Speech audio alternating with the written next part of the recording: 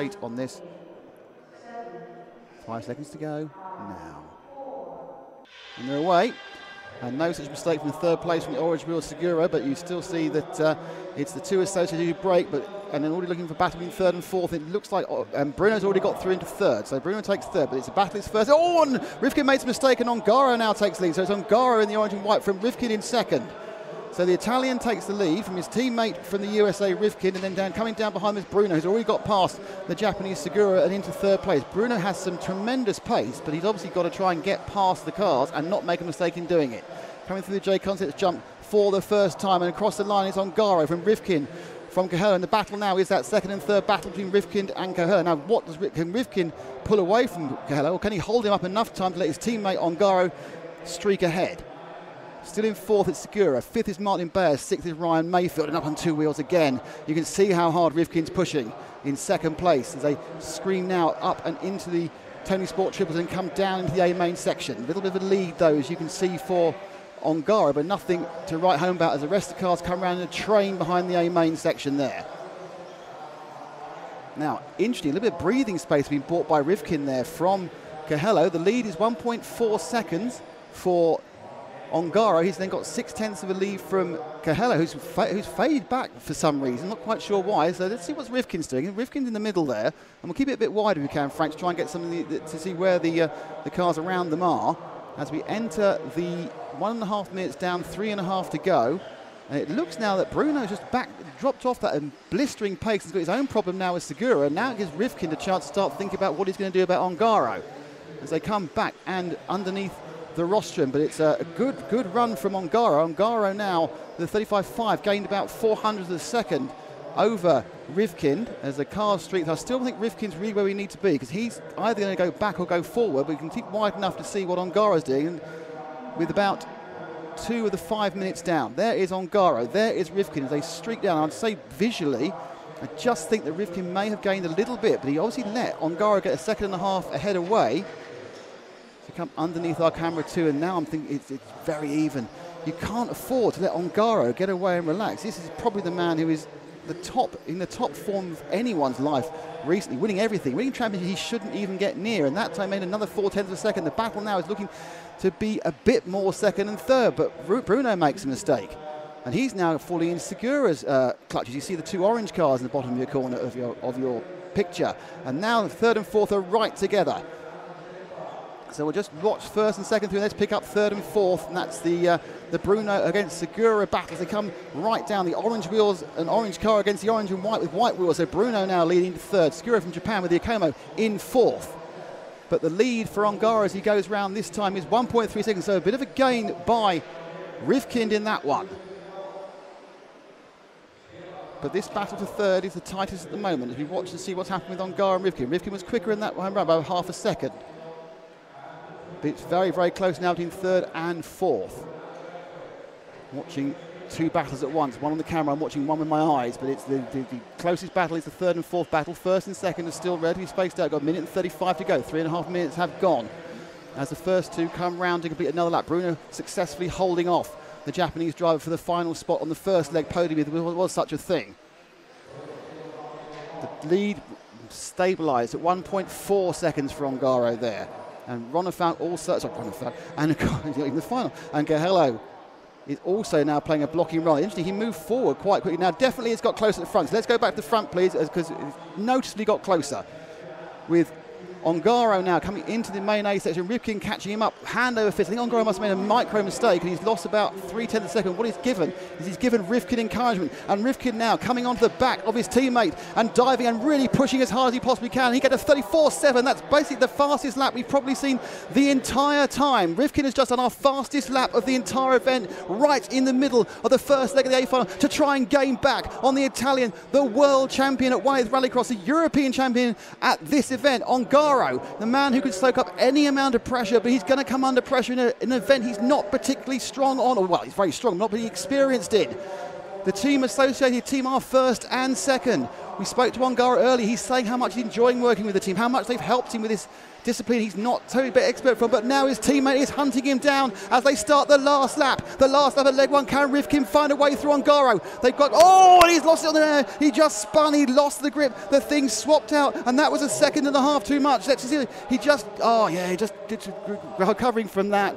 But he had a bit of a slam on there, and that kind of lost him the drive. And you can see even then he's fished. He's not managed to get the drive back on again. That 3/4 seconds went with the Schumacher replay there. And he's given that little bit of breathing space. Ongaro now just needs to do one set of corners, and he will win the first leg. Ongaro's our focus. Ongaro needs to come over the line. He's got one corner to go. And Ongaro takes leg one. Another chance for another world champion. And he's brought home from Rivkin.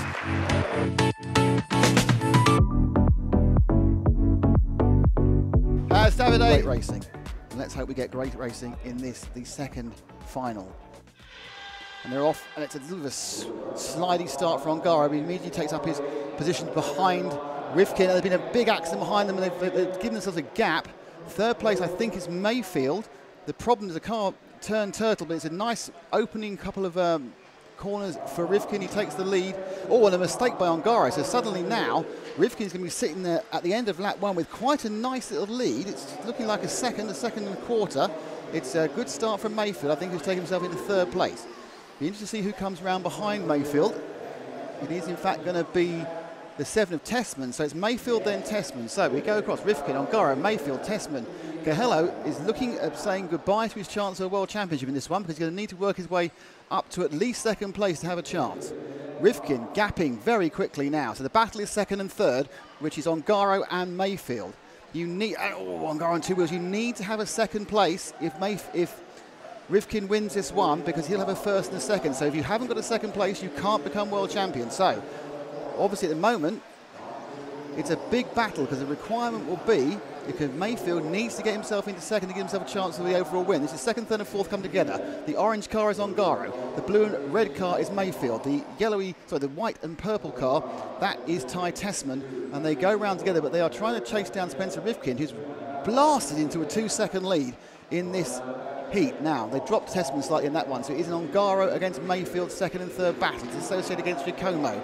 And a mistake from Rivkin off camera, so Rivkin's made a mistake, and that has meant that he's suddenly thrown himself literally back into the clutch. A 2-second error, and that's the 2-second lead gone. So Rivkin from Ongaro, from Mayfield, who makes mistakes, and now Ongaro can see after dropping back from his own couple of bobbles, and now the battle is on for the World Championship. Rivkin makes a mistake and loses momentum, but no, it doesn't, not quite enough as they come around. In fact, what that basically did was give Mayfield a chance to catch back up to the train. Rivkin leads over the rollers. Ongaro second, so it's the blue and white of Rivkin, the orange and white of Ongaro, and the blue and red of Mayfield. 1, 2 and 3 in the leg 2 of the World Championship here in Slovakia. And we are 2 minutes 12 down, 2:48 plus the final lap to go.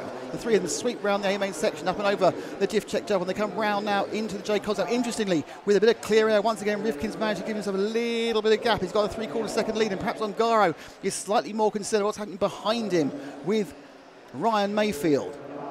But the orange and white car, that's the car who currently sits in the pole position because he won the first leg. And now Rivkin is effectively one mistake away from blowing his World Championship and giving it to his teammate, or, without that one mistake, giving himself the perfect chance of going into the final leg in about an hour's time in the pound seats, as we say, in the favouritism position for a World Championship. But there are 2 minutes to go, and in that lap, very noticeably, it was Mayfield who was dropped off the back of the front two. That lap around, it was another 1/10 of a second gain for Rivkin. Ongaro in second, Mayfield falling a little bit into the clutches of Tessman. Segura's in fifth, and Hatton in fifth. Coelho nowhere in this one. And the complete destruction, dismissal, dissolving of the X-Ray Challenge in these finals is quite remarkable.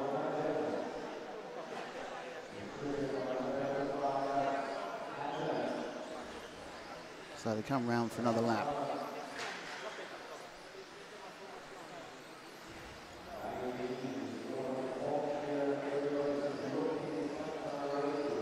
Another quiet pace as we just watch this unwind with 1 minute and 20 to go. Interestingly, over those last two corners, Ongaro's made up a bit of the gap. He was 1.08 behind as we crossed the line last time. Now that's not 1.08 seconds. And Ongaro looking to hunt down the young Italian, kind of the surprise talent in the associated pool. We would have thought, oh, four-wheel drive, that'll be the one he'll be doing it at, but no, two-wheel drive. He's already won the European Championships in two-wheel drive, and now Rivkin, of course, he won the World Championships for 1/8 Nitro, is now looking suddenly to control a huge push forward by Ongaro in the last couple of laps. We've got 46 seconds to go, means we've got 2 laps, this lap and one more, to decide leg 2. Rivkin coming round onto the associated rollers and then up into the back of the circuit. The lead came down to 0.3 of a second that time around. Now, has Rivkin tightened up, or is he just taking it a bit careful, knowing that Ongaro is not going to throw one at him, but they are now nailed together. They are wheel to wheel to come underneath the A-main corners and through our camera 2 and up onto the diff check double. A good couple of corners there for Rivkin, but a superb landing for Ongaro brings him so close, and the gap goes down to nothing. It says 0.345, it's nothing. You can't get any closer than this on a race. They take the last lap of heat 2. This is as close as it's going to get. Ongaro, if he can sneak by, he'll be world champion. He is one bobble from the world championship. Rivkin is not taking one bobble away from making himself favourite for the world champion. The stakes could not be higher. This is the ultimate in RC racing. It's all down to a few seconds of action, a few seconds of driving. The pressure is beyond what it would be at the bottom of the Mariana Trench. These guys are performing at ultimate speed, but all Rivkin has to do is make 2 corners correctly. Can Rivkin get the J come? He can. Rivkin has turned over, and Rivkin takes it. Rivkin brings it to a 3rd level. Ongaro pushed him all the way. We know now our world champion will be an associated driver. We do not know who it will be. And they're away. It's a clean start for the first 5, so everyone's got away cleanly. Rivkin gets a nice little gap. Ongaro sets behind him, and it's a good start again for Yusuke Segura and the Yakoma. The Japanese drivers had a little bit of scratching around problems in the early laps, but now already, as you can see, Ongaro is a little bit more aggressive, a bit more close to the rollers of Rivkin. Now, interestingly, Rivkin's slightly better going through the switchback prior to the Tony Stork triples. We now come through the A-main section. And a little bit of a drag. So they're already driving very tight. The key point to remember is Ongaro cannot afford to have someone get past him, because he needs to attack Rivkin. Now, they're both associated drivers, so you can expect it to be a very, very fair fight. Kohello's still in 4th behind the Japanese, and a nice little stretch now for Rivkin. Gives himself a little bit more of a lead. It's not even a 1/3 of a mistake, but it does give him a bit of breathing space. But it's also now enables you to concentrate and not worry about the fact that if you make a small mistake, you'll be collected by the man immediately behind you. Ongaro in the orange in 2nd, currently has the advantage in the World Championship. In the blue and purple, the world champion from 4 years ago, Spencer Rivkin, has the advantage in the race. And they now 3 races in. It's Segura, Kohello, Bayer, Mayfield. So Kohello at the moment is not quite sure. It'll be a timed breakdown, but he hits the bottom of the podium. But right together, these two now.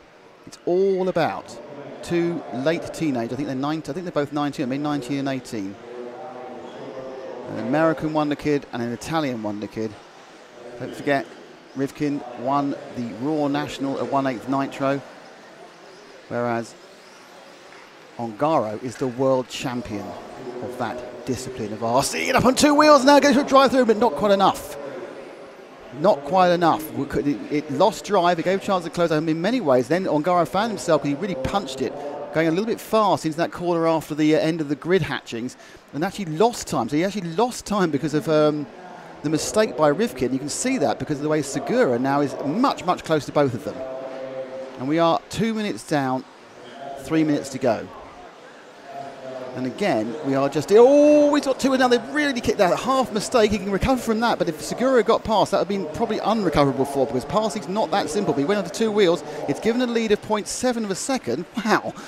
And now Segura's made a mistake. So that's taken the pressure off from behind. That is going to help Ongaro. He's not having to worry about his rear end. He only has to worry about his front wheels. And now to chase back and try and gain those like 3/4 seconds he lost on Rivkin with 2 minutes 24 to go. We are halfway through. They will run to more than 5 minutes with that extra lap. So they fly down the back of the circuit, back into the A-main section. It's definitely hush. You can hear the electric motors above the hush, because the crowd is enthralled in this tactical chess-like battle as Rivkin just tries to keep 4 wheels down and a bit of pace. Ongaro tries to pressure his American teammate into an error. You're seeing a good corner for one driver, a good corner for the other driver, a good jump for one. At the moment, this lap has been slightly better for Rivkin. who knows, in 2 corners' time, Ongaro may have gained a little bit of space. Ongaro dipped, in fact, Ongaro did do better. Ongaro had a much better couple of corners. They're right on the tail again. And then a little bit of an attempt not to hit him and just drop back off again. So Rivkin and Ongaro just driving as close as they possibly can. The associated drivers, the young men representing their continents, representing their countries, but also representing the manufacturer. And driving at the absolute top of the ability for RC Racing in this 2-wheel drive World Championship. We are now down to 1 minute and 12, and there's a bit of extra speed there. That second jump in Ongaro. The problem is it's not just catching, he's got to pass, and he's got to pass cleanly. There are referees. There are also several thousand people watching this stream who are going to be crying foul if anything goes on as Ongaro sweeps round, and the gap is, which was 0.4 of a second, is going to be a pretty similar gap this time, and Ongaro just slappy-backed it slightly, and he's lost 4 tenths all on that J-concept jump. We are now down to 2 laps. It's this lap and 1 more. Rivkin makes a mistake. Rivkin makes a slight mistake, and Ongaro now can smell blood. It's this lap and 1 more to decide a World Championship. Will it be Rivkin? Will it be Ongaro? It's down to these 2 drivers. It's down to, will Rivkin make a mistake and blow it? Can Ongaro get past him? Because don't forget, Ongaro just has to hope that Rivkin doesn't win. So they both just stop. It'll be all over. So 1 lap to go and 3 corners. Rivkin has to drive the flat lap of his life. He can't make a single mistake. Ongaro is putting this sort of pressure on something that will crush even the strongest, mightiest safe under its pressure. But that time another couple of tenths and a little bit of breathing space for Rivkin. He's got a kind of a third of an error in hand as he now enters the last 25 seconds of the 2019 World Championship. He has about 4 corners to go, about 4 jumps to go to take the championship. Can he do it? Can he become a double world champion? And he's going to do it. He's going to, because there's an error there from Ongaro. Ongaro just had a bad landing. Unless Rivkin makes a ridiculous error in the last 2 or 3 corners, we are going to see a repeat world champion. We're going to see an American world champion. We're going to see a Spencer Rivkin world champion. We're going to see an Associate world champion. And Rivkin takes it. Rivkin, the world champion, after 3 fantastic legs. Quite fantastic performance by all the drivers, but that was another pressurized super pressure cooker environment. Wow, super stuff indeed. What can you do? And it is Sugiura. Sugiura takes 3rd, so the situation is that X-Ray are not on the podium at their own home final. It is going to be Associated and Giacomo are your 3 podium finishers. Then it's Coelho in 4th, Mayfield is 5th overall, Hatton is 6th overall, Bayer is 7th, Testman, Cavalieri, Cragg. Congratulations, Spencer Rivkin, the new world. Woo! Let's go! Woo!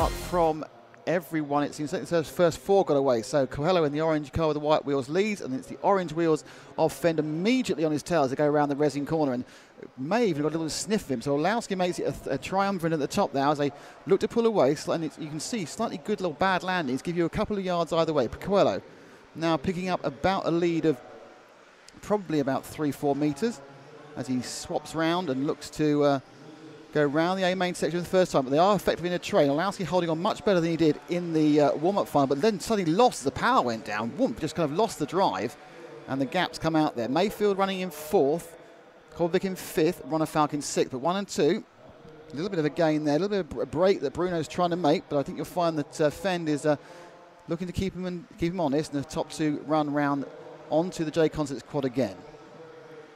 Both cars looking equally quick. It's going to come down to errors.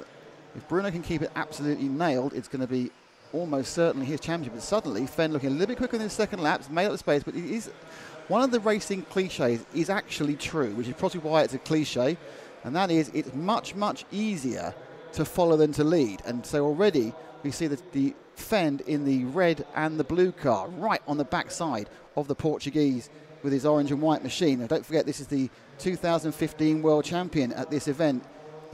All up the inside goes Fend. Has he got him? Looking for 2-corner pass? No. Over the Tony Sport Triple, who certainly got the inside there. And as they switch down, switch through and round and back again, more power onto the straight again. And they're on the outside, looking left, looking right. But Fend trying to look away round Coelho, but at the moment, Coelho's keeping the line, and Fend knows he's got to get past cleanly or he'll get called by the refs. They've now broken Orlowski as Fend again looks for an outside line there as he turned back into the Jeff Check double.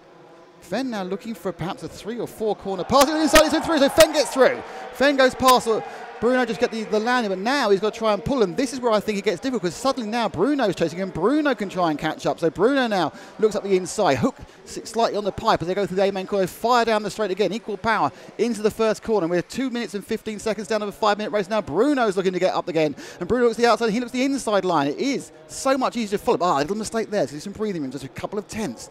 There's a quarter pipe there. Bruno just gives Fend the chance to think about it as they now build up again through the quad, and certainly Fend's had a good lap. He's managed to get 6-7 metres. In 3rd is Olowski, 4th is Mayfield, 5th is Kobovic, but it's really all about the first 2 in this first leg, and at the moment Bruno, and then you see there Dakota just touched the pipe and just lost a bit of momentum.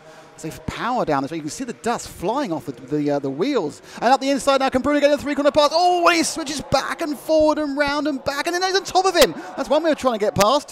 So they've virtually had some sort of, congress there, but it doesn't kind of affect anything. So we're going to keep out of the replays for a bit if we can, because we want to show the action. It's so close at the moment.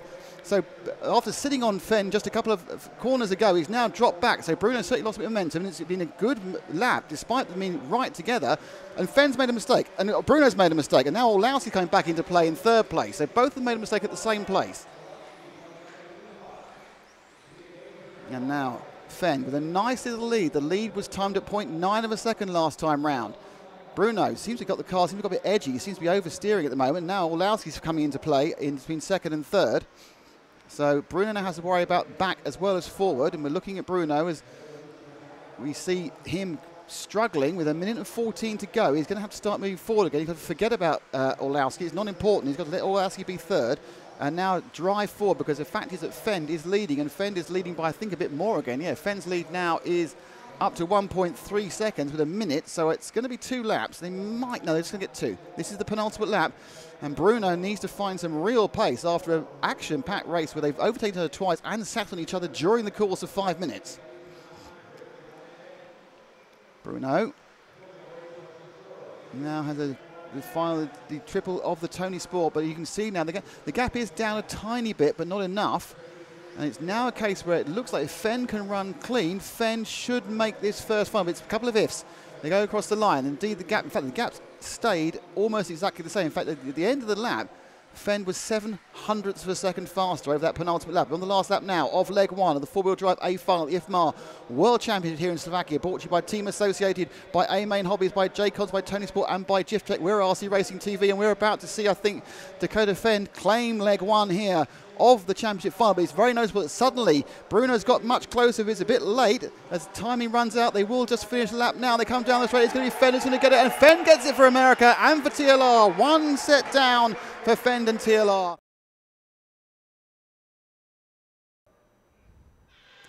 European drop and they're off, and it's a good start from the top three again.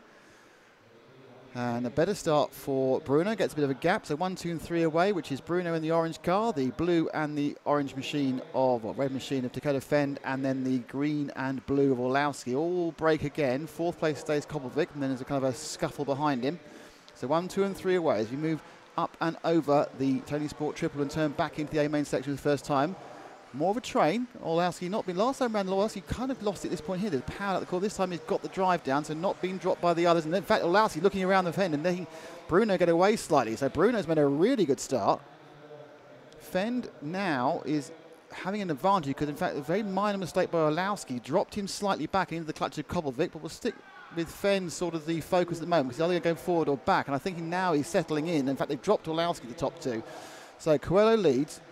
Just about the first minute done of this second leg of the A main final here at the four-wheel drive World Championships. And the gap, as you can see visually as they go around the A main section and power it back up again. It's like, oh, I don't think Fenn got a brilliant drive that time. He had to scuffle it back a little bit, take the power off slightly, and the gap is 0.7 of a second for Bruno. But it is very much, Bruno just needs to find that perfect run, get his name, think about doing touring cars, think about every single line the same. Ground speed wise, they're pretty similar. Dakota Fenn still has the fastest lap of the entire event, but that was set a long time ago.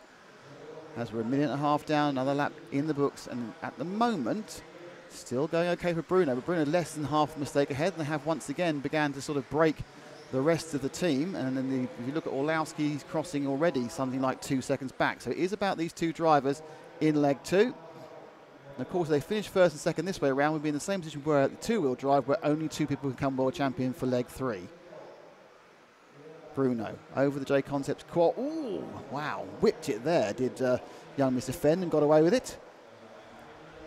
So it's the X-ray from the TLR.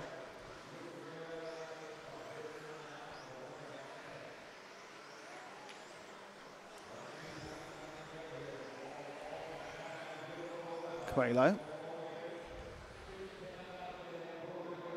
Getting round and getting closer and closer. So Fenn now right on the tail of Bruno as they switch round and into the first of the district double. Now the J Concept. Can Fenn get a drive through there? And it's interesting that Bruno, looking now perhaps to get slightly more condensed on the rest of it, is just looking around. What can he do?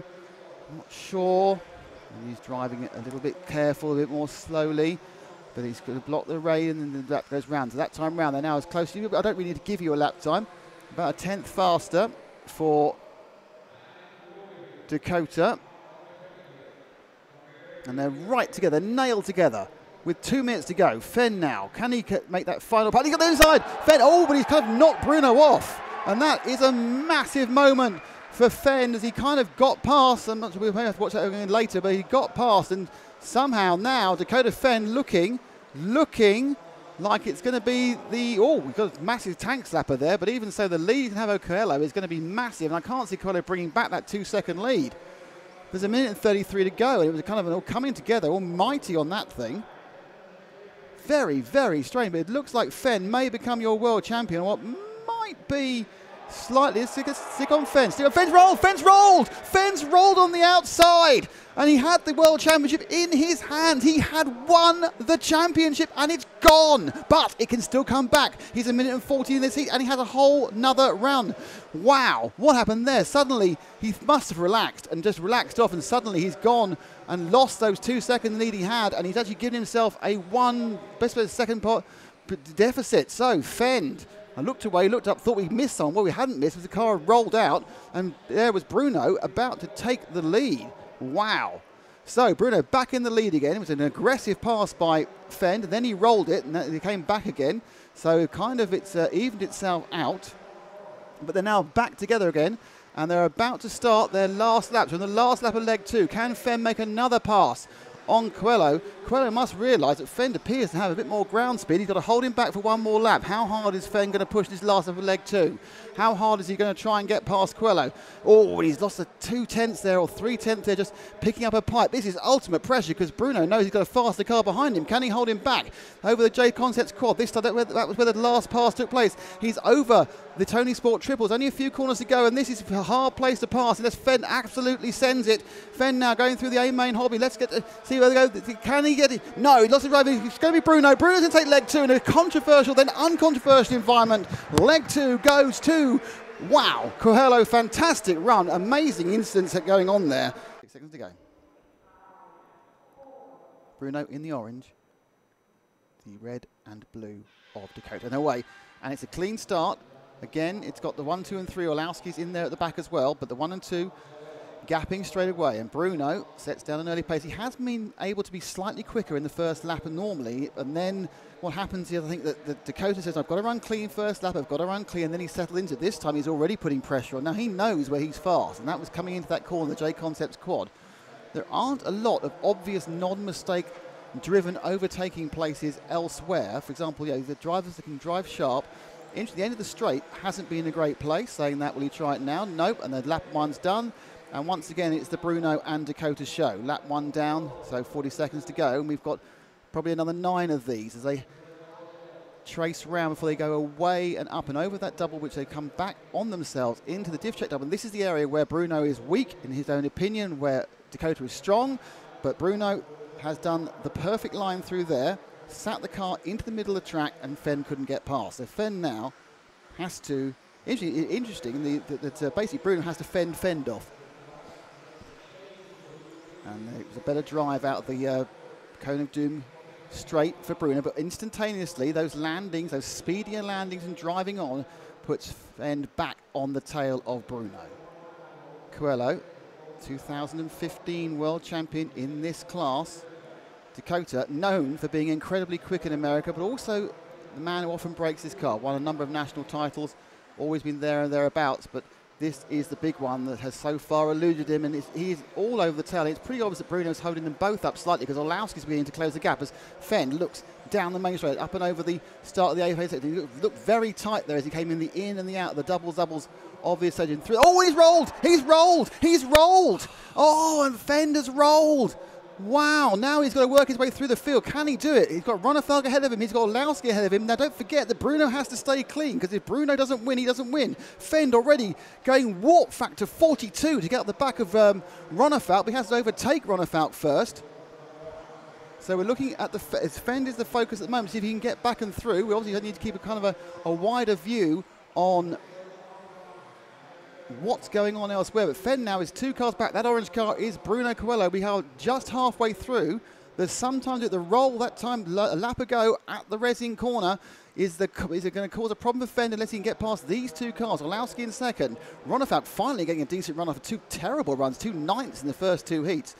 But he has no reason to let Fenn through. He's none of this lapping. There's no blue flags leading to the final. Fenn now has to get past 2 cars and get to Bruno, or hope that Bruno makes a mistake and doesn't win. At the moment, Coelho, the hometown boy, the Portuguese, the X-Ray driver, the double world champion. He's won a world championship last year in touring car in South Africa. Will he win one at his home track or his manufacturer's home track this time? Now, Fenn, really, he's got an issue because Ronefalk was quick but just couldn't get a run. Now, Fenn has to try and get past Ronefalk. He's got 1:54 to do it. Oh, and Orlowski, that's helped him. Orlowski's made a mistake. So Orlowski's made a mistake. That is going to be very helpful. So just one piece of traffic to get past now. And that piece of traffic is world champion of 2016 in Nitro Buggy, David Ronefalk. But to get past, he then has to then catch up. The gap between the 2 of them is 2.1 seconds. He's got 1 minute and a half. And if he doesn't clear Ronefalk in the next couple of laps, it's all going to be for naught. The last lap round, in fact, they were both quicker than Bruno. There's Bruno. As you can see, going over that quad, Bruno still is probably... Oh, and he's got through. Oh. Fenn's got through. Right, again on that quad. So it's now Fenn against Bruno. But Fenn is going to have to go faster than he's ever gone before. He does have the fastest lap of the event. He's nothing to lose because he can't finish lower than second. He's got to send it for the next couple of laps. 1:06 to go. There will be 2 laps to go. It's going to be just over the 5 as we thought. Normally, if he's got 2 laps to do this, he's going to have to absolutely send every corner.